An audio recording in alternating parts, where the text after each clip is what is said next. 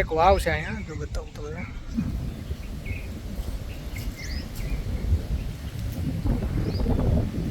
હવે વાવના મુખ્યત્વે તો 4 પ્રકાર હોય. નંદા, વિજયા, જયા ને એવી રીતે કેટલા દ્વાર છે. હવે જો આમાં જો એક આ દ્વાર,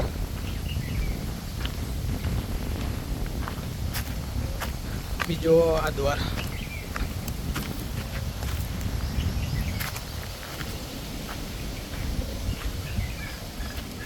ત્રીજો આ સામેનો દ્વાર, અહીંથી ચોથો આ વચ્ચે ભેગું થાય. ઉનાળો હતો એટલે મેં કીધું જોઈ આવી કેવું છે.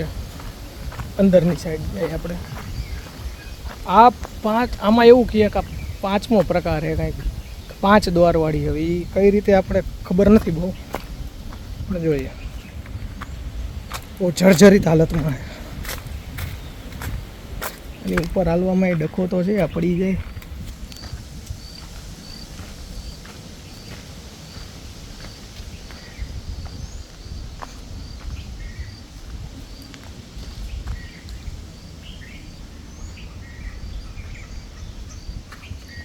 બધું લખેલું છે, અલગ અલગ મૂર્તિ.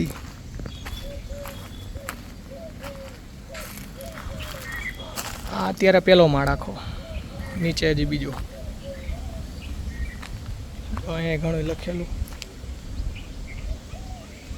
વિષ્ણુ શેષ શૈયાવાળી મૂર્તિ જો.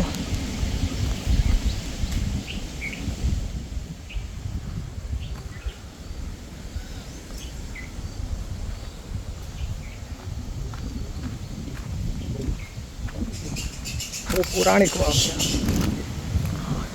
ચામાચીડિયા.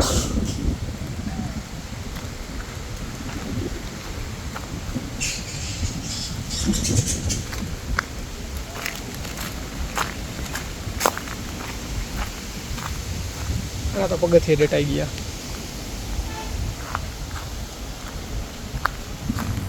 મેં જે પહેલાં કીધું હતું કે ભાઈ 4 પ્રકારની વાવ ને 5મો કદાચ મળી ગયું મને. જો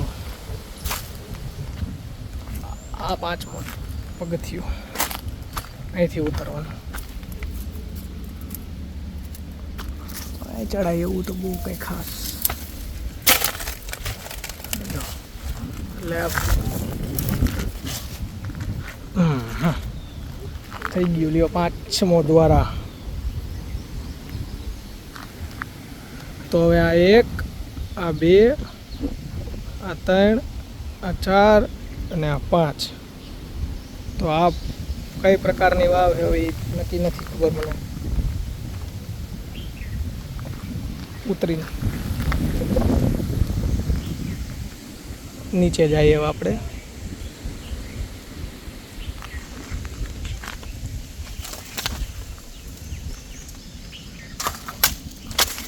થોડુંક અહીંયા ધ્યાન રાખવાની જરૂર છે સરકારને, આપણે બધા.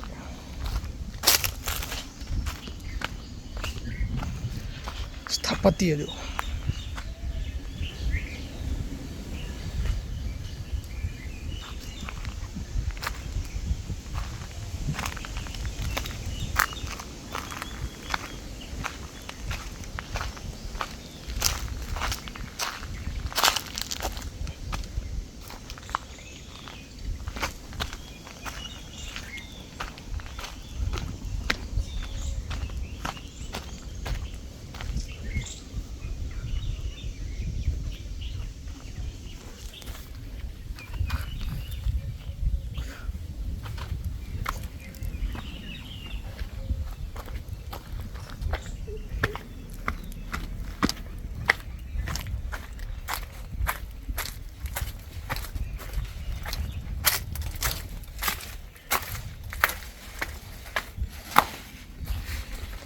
પાડીઓ.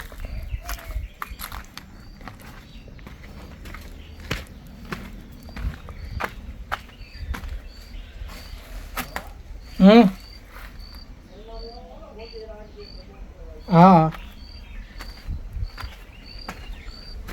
જો વિષ્ણુની શેષ શૈયાવાળી મૂર્તિ. આવું એક આપણે વોટસન મ્યુઝિયમમાં લઈ ગયા અહીંથી કાઢીને રાજકોટ.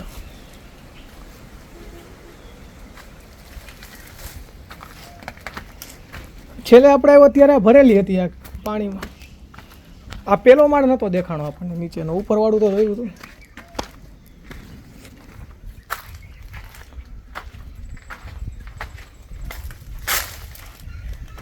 ઓલા પણ વિષ્ણુ ભગવાનની મૂર્તિ છે ને જે હુતી એવી અહીંથી કાઢીને વોટસન મ્યુઝિયમમાં લઈ ગયા છે. એ રે બે બાજુ છે ગારો ખૂચી જવાય એવું. જો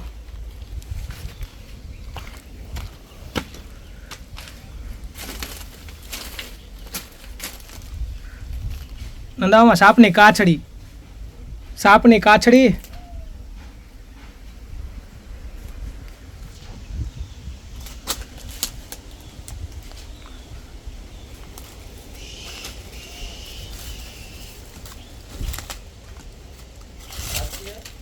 હે ના આખી નથી. જો